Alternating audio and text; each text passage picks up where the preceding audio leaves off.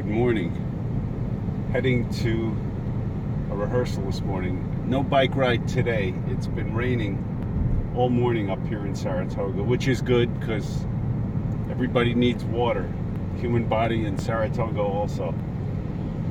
Anyway, today I have a 2 o'clock book signing at the Saratoga Public Library.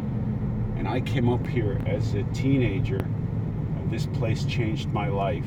And the novelty of coming up here never wore off. I come up for 3 weeks during the summer for the Philadelphia Orchestra's festival, and then I come up 1 week every spring where I volunteer my time to visit 3 schools a day for 5 days.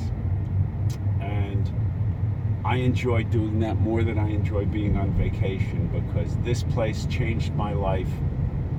And if I can change 1 or 2 lives the way mine was changed, it's worth it. So it's time for me to pass the torch. But anyway, 2 o'clock book signing today. I can't wait. I'm very excited about the book signing here at the Saratoga Public Library. They've been just so generous to open the doors for us and have this here today. Anyway, this is the table we're setting up. You can see I've got some newspaper reviews. I've got images of my MRIs from 1999 and from 2013. You can see my spinal cord. That's my pride and joy. It was 3.5 centimeters in length, and here, that's my spinal cord 14 years later, showing no lesions. And here I have all different ones with the lesions circled in red, no lesions. Here again, 14 years, lesions, no lesions, and you can see there's another one, lesions, no lesions. And my brain had over 50 active lesions, and that one in my spinal cord. So you can see here, this is the room, the community room in the Saratoga Public Library, where I'm going to have a screen to work with up there, and hopefully we'll fill these seats today. So. And you could imagine intravenous steroids. People are familiar with prednisone tablets, 20 milligrams. When you're getting 1,000 milligrams of methylprednisolone a day, this is the equivalent of 62.5 prednisone tablets being pumped into your veins. So you do that for 3 days. So I went home and did that for the second time. And then you're followed by 6 weeks of oral steroids where you taper. You start at 100 milligrams and you taper down. So that stabilized things for about 1 week, and then I came down with what I thought was a stomach bug, where I was vomiting, I couldn't keep food or water down, and this persisted and it went on for a week. And I wound up being hospitalized for very severe dehydration. So I got out of the hospital 4 days later, and things were so bad, I was legally blind in both eyes, and I couldn't move my hands. I tried playing the cello, and I couldn't even line up 4 fingers on one string. I couldn't write, I couldn't hold a phone. I had no feeling in my hands. It was just awful. I was incontinent. I wasn't making it to the bathroom half the time. My whole body felt like I was receiving an electrical current. I was hearing helicopters all the time, and I could hardly walk. I was so shaky on my feet.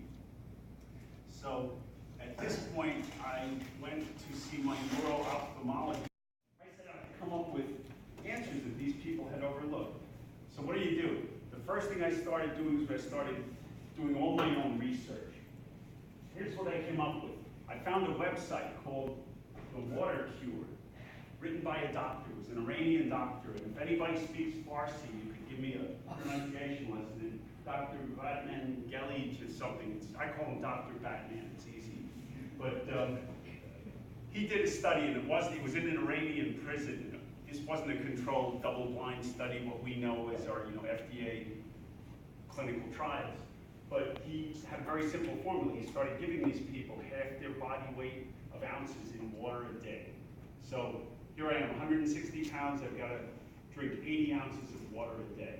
So I started doing this, and that's when I saw my very first signs of improvement. So I really upped the ante on that one. I raised the bar, and I started drinking 2 quarts of water every morning. And not only was I not greeted with my dreaded 4th MS attack, I started to feel a little better. So here we are. Other things I started doing is I started researching MS rates around the world. And a lot of my diet, organic sweet potatoes, if I can't have it when I'm traveling, there it is. Okay? Other things, blueberries.